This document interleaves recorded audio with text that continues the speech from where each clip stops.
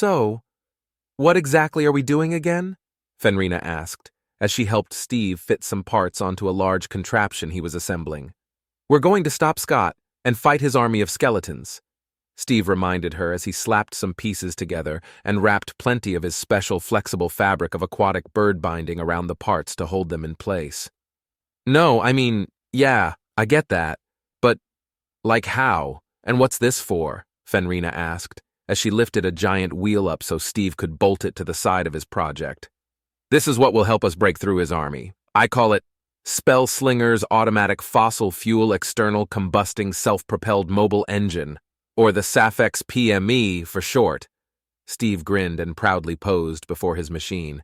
Steve, you are just terrible at naming things.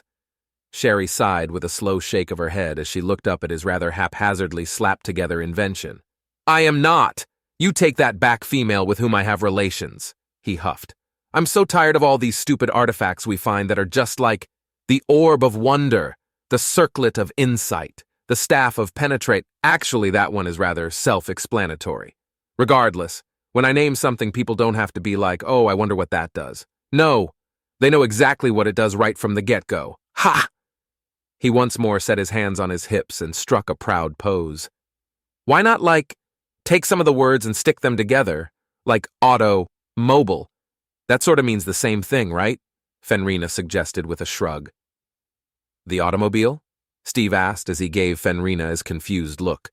Pfft, what's that even mean? It'll never catch on. Unlike SAFEX PME. SAFEX PM? Fenrina tried. No, SAFEX PME. Steve corrected her. SAFEX SPEM? She tried again. We'll deal with that later. Steve waved a hand dismissively. What's important now is waiting on word from the Archon that she's finished up the spell we've been working on. Then we wait for some of the skeletons to get here. I don't have any more fossils, so we need to smash them up and toss them in there. He pointed to the large scoop at the front of his vehicle full of large, spiked grinders. Then inside I have a reserve of arcane water to mix with the ground-up fossils, which then combusts here. Which is why I've got the pipe to make sure most of the explosion is external, and then it'll start moving forward. He explained with a slow nod. How do we steer it? And where do we sit? Sherry asked as she eyed the machine with a very nervous expression. I've got a wheel like on a ship, and I've made seats. Steve gave another vague wave at the machine. The seats he had bolted or strapped into place were more of the just fit wherever style over the actually made with purpose style. Oh, also, since this is super dangerous, don't forget safety first. Goggles, everyone.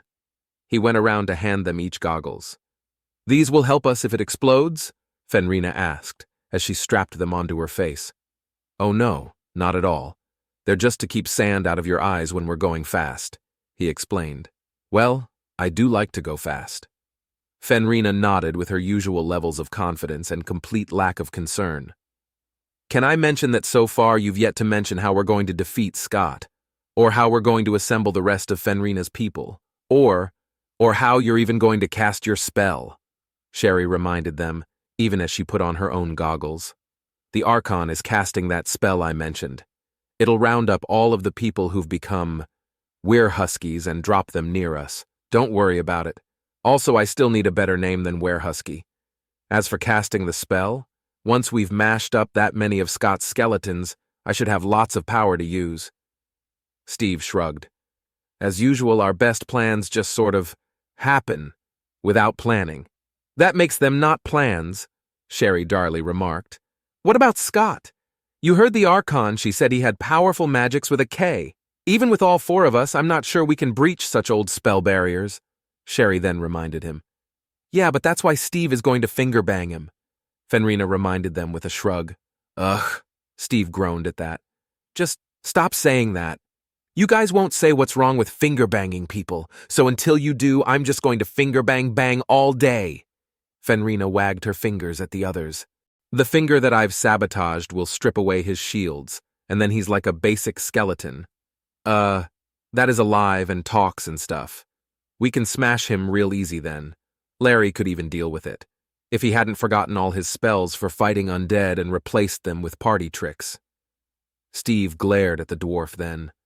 Larry insists it's so unfair to shame a cleric for choosing to fight boredom at parties of sexy elves instead of fighting boring, unsexy undead. Both Sherry and Steve rolled their eyes as Larry tried to defend his practice of quick casting more gimmicky spells, such as transmute water to wine and greater mood lighting. Regardless, we need to hold them from getting past this part of the Hammock Desert, because if they get down into the casinos around Sinner's Meadow, a whole lot of gamblers, plus all the poor bastards the Sunbinders buried with their pharaohs over the centuries, will become zombies. Or skeletons, maybe. Something undead. Although it might be hard to tell the difference compared with their usual behavior. Steve mused idly as he rubbed his beard. Steve, Sherry, and Larry all looked out across the reddish sands of the desert before them, knowing a vast horde of undead should be approaching them quickly from the Valley of the Dead, where Scott and the rest of his dicks had been buried, and conveniently lost to time until now. So, Steve, out of curiosity, what if Scott has some extra warriors buried at different points around the desert as a vanguard with, like, skeleton chariots and stuff, and we start getting attacked before the Archon has her spell ready? Fenrina asked. That sounds like an oddly specific worry, Fenrina, but I guess we just have to ride around smashing skeletons until she's ready. Why? Steve asked, and looked over to see the canine looking behind them. Because I think that hill is a tomb. She pointed, and the others looked around to see a mass of skeletons rushing up towards them, some on chariots being pulled by skeleton horses as well. Oh, shit! Steve hissed out as Sherry and Larry turned to quickly set up to face the oncoming attack. Get ready and remember the plan! Steve shouted. What plan? Sherry hissed back. That's easy! Fenrina grinned as she got out front with her shield raised. Stuff the bad skeletons into the mashing bit, drive around and find Scott, and then... Spellslinger finger bangs. Don't you dare! Steve interrupted her before she could finish, and began to cast a fireball at the charging chariots. The plan is... Spellslinger slaps a dick. They keep splintering into tiny pieces. I can't even get a decent snack, Fenrina growled out as another pair of skeletons rushed up at her only for her sword to cleave through both of them as a cloud of dust erupted in their place. We've got to somehow get them straight into the grinder! Steve shouted, and hurled a vine spear into the spoke of one of the chariots, causing the whole thing to tumble over as the skeletal horses shattered. Maybe Sherry's whip? It doesn't seem to destroy them as much, Fenrina called out. The problem is when I whip them, they just make these moaning sounds, Sherry called back, as she held a contingent of skeletal warriors at bay to the side of the machine. So, they're immune to the whip? Steve asked with a glance over. No, it still works, but it's really creepy and I don't like it, Sherry growled back. And they don't run from it, they just stick around to get whipped more. I've got an idea, Fenrina announced, and used her shield to smash apart another skeleton before rushing over to grab Larry. Fastball special. Larry hates this idea, the dwarf shouted just before she spun and hurled him into the driver of one of the chariots, knocking the skeleton out as Larry tumbled into the chariot. The dwarf quickly grabbed the reins then, but it wasn't easy as he had to keep hopping to see over the horses. Into the machine! Fenrina yelled at him, even as she used her shield to shove several of the warriors in front of Steve's engine. Realizing what she was doing, Steve quickly pulled several reagents from his belt and stuffed them into his mouth before vomiting ice all over them to stick them in place. Ugh, I hate the flavor, he muttered as he spit out a final snowball. Stop moaning and get back, you creepy shits! Sherry screamed on the other side of the machine, as she kept furiously cracking her whip at the possibly masochistic vanguard of skeletons to try and herd them in front of the engine. Just as they were all in position, Larry drove the skeletal horses into the grinder at the front of the machine, shoving the herd of warriors in at the same time as the dwarf hurled himself free of the wreckage at the last moment. For a second, nothing seemed to happen as the grinders slowly turned, but then they began to pick up speed, and the entire machine started to roll forward slowly. Hop on! Steve called out as everyone jumped onto the nearest seat available.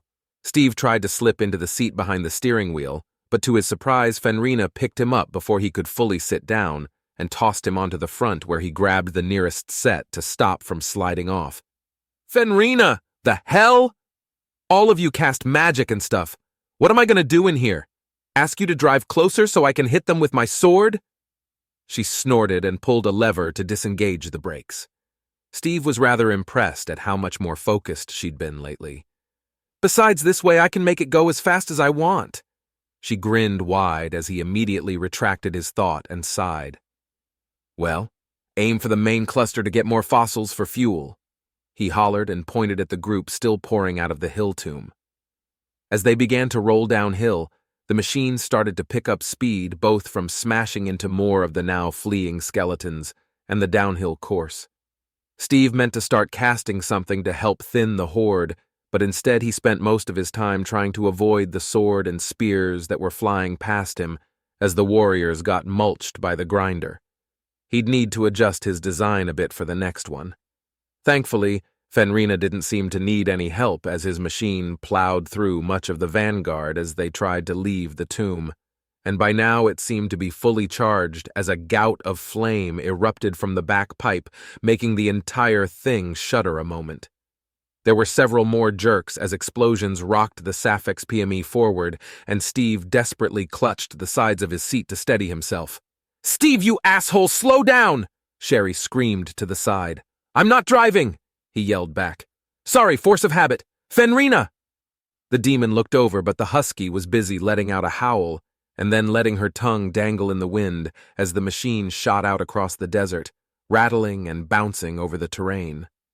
While Steve had planned for the goggles to shield his eyes, he'd not given as much thought to his mouth and was coughing as his position at the front of the machine made him a magnet for dirt, sand, and bugs. He quickly pulled a cloth from one of his pouches to wrap around his face. When he looked to one side, he saw Sherry had cut part of her shirt to do the same.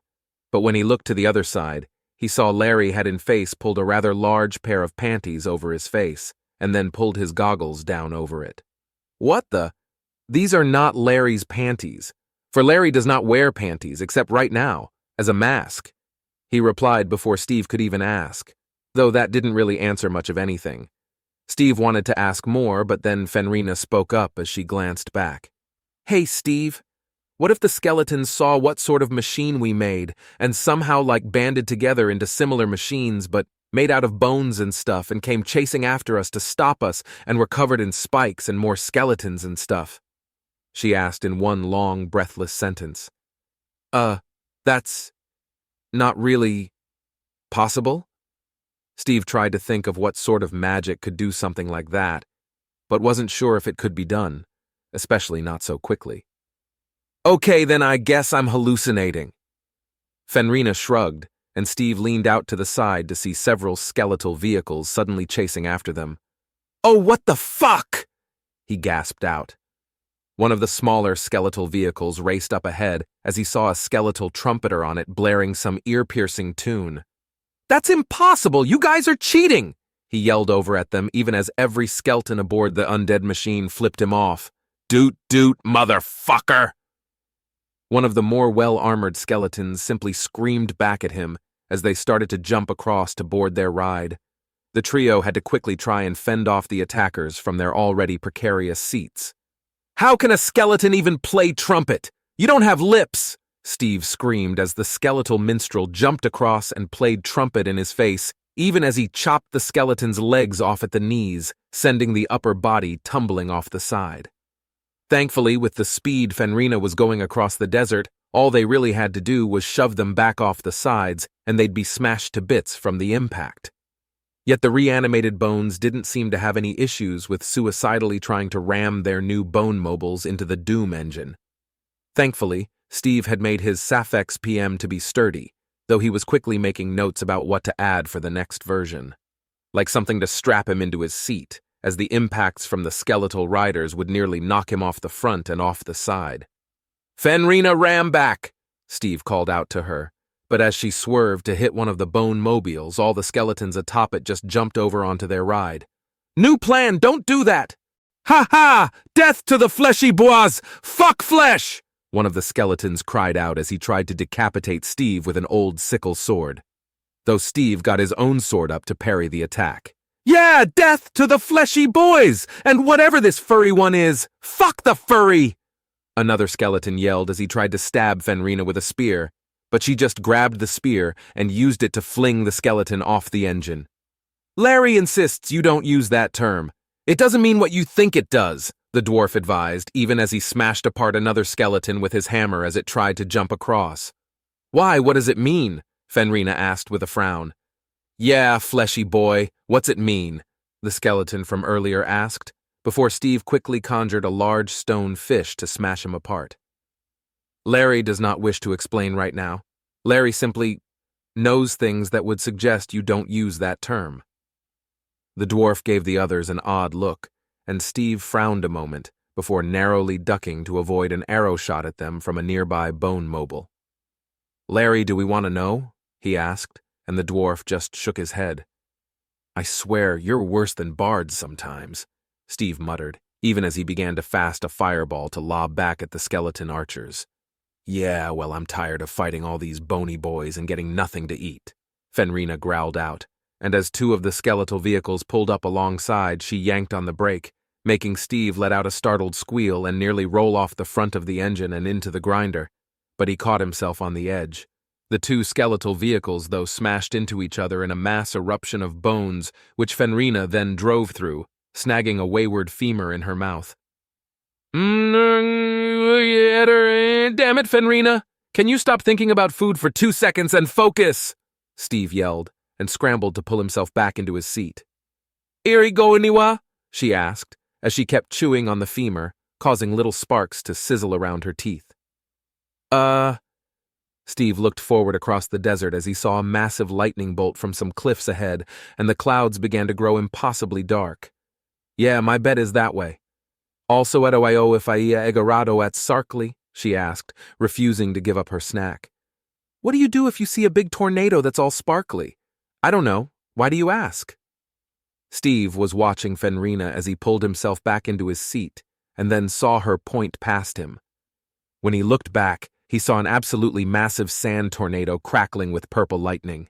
Oh, for fuck's sake, stop asking questions like that, Fenrina! Hat? It adialt! She huffed. I swear it somehow is, Steve hissed. Get away from it, towards the cliffs. He pointed towards the beam in the sky, pulling in more and more dark clouds.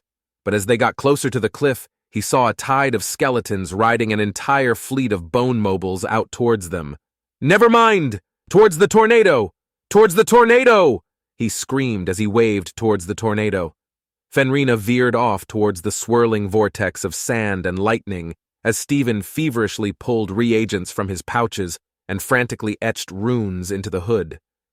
Even as they approached the massive storm, the skeletons were overtaking them.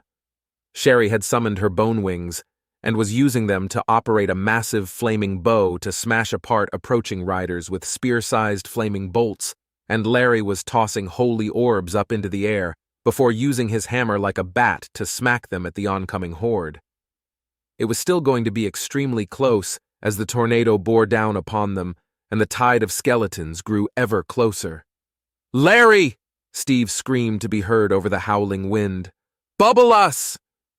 Larry would have to use up a lot of energy to shield us all, plus Larry does not appreciate the divine protection being called a bubble, the dwarf protested, taking a momentary break from lobbing the holy bombs at the skeletons. Larry, so help me, you will bubble us all right now, or I'll tell the Archon what you did in the faculty lounge, Steve screamed back. The dwarf went wide-eyed a moment and set his hands on the engine before a golden sphere shimmered around them just as several of the bone mobiles smashed into them. Thankfully, with the bubble up, they were instead blasted apart instead, and Fenrina was free to drive them straight into the vortex.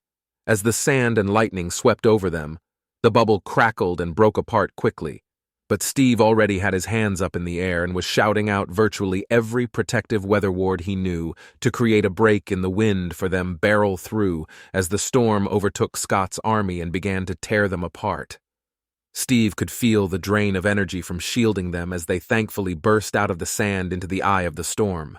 Yet even as the sky above them was clear and blue, they suddenly saw several more vehicles ahead of them. Except they weren't the bone mobiles. They seemed to be made of rusty metal, and several were completely covered in spikes, plus their wheels were very small and made of some material Steve didn't recognize at all.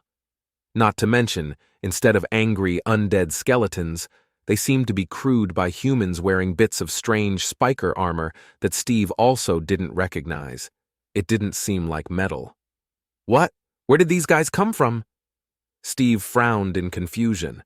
Before he could even try and call out to them, one of the spiked vehicles saw him, and a rider lobbed a spear at them, which exploded just as it hit the sand. More of the rides howled out as he saw them grab at their crotches for some reason and wiggle their tongues in the air. Okay, they're not friendly. He growled and quickly lobbed a fireball right back, igniting the vehicle as it exploded in a shower of metal spikes that Fenrina had to dodge. Several of the spiked hostile rides began to veer off towards him, but a sleek black vehicle at the front dropped back and slammed into one, making it spin out and flip over a dune as the riders were tossed screaming into the storm as it moved, forcing many of the others to drop back as they chased after them. Oi, you beautiful cunt! Steve frowned as the rider of the sleek black machine came up next to him. Unlike the strange spiked armor the others wore, this one was in black leather armor that was a little odd, but still something he was more familiar with. What? Steve called back, unsure about the insult. Yeah, thanks, cunt. These mad mates been on me since a piss-up and whoop-whoop last night. Fucking hoons, my right? The rider called back. What? Was all Steve could respond with. Oi! Is that a Sheila dingo with tits driving your claptrap? Now that's a bloody awesome mutant it is, the black-clad driver continued. What? Steve echoed from before, entirely confused. Right, cunt! Moff to the bottle-o! Hooroo! The driver called out before driving into the wall of sand ahead of them. I am so lost, Steve muttered before raising his hands to chant out more wards as Fenrina took them back through the vortex of sand and lightning. This time, as they neared the end, his arms were truly getting tired, and when they burst back out into the sun, he let out a relieved gasp and sagged back down into his seat. Fenrina was taking them straight towards the cliff the shadows were growing out of, but he didn't see any more skeletons just yet, so he used the time to catch his breath. Sherry, did that guy sound like a drow to you? Steve asked, as he glanced back at the demon. You know more about them than me, she replied with a shrug. Also, why were those other guys all wearing assless chaps? Were they? Steve frowned. I think I was focused on other things. He shook his head slowly and grabbed a rejuvenation potion off his belt as Sherry entered a narrow crack in the cliffs towards the shadow light on the far end. All right, maybe slow it down a bit, Steve urged Fenrina as they sped through the rocky walls with very little room on either side. Sure thing, Fenrina called out, apparently done with her femur at some point. However, right after that, Steve heard a snap, and Fenrina reached forward to hand him a stick. Hey, can you hold on to this for me? She asked. Steve took the lever and looked at it in his hands a moment before realizing what it was. Fenrina, this is the brake lever. Yeah, it broke, she replied, and then took her hands off the wheel to give him a big shrug as her tongue dangled from her mouth. Damn it, Fenrina! Steve sighed, but before he could do anything else, they exited the small canyon and came into a clearing with a rather steep drop-off, as the Safex PM was launched off it into a pit below. The members of Doom cried out and tumbled off the machine as it plummeted.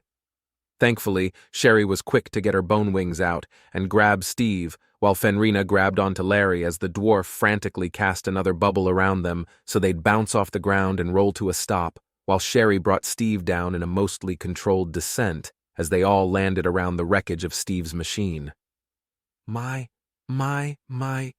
you really are a tenacious shit-sucker.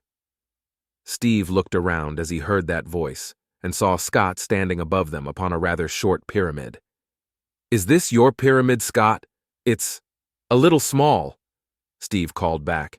It's not about the size of the pyramid, but how you use it, Scott screamed back.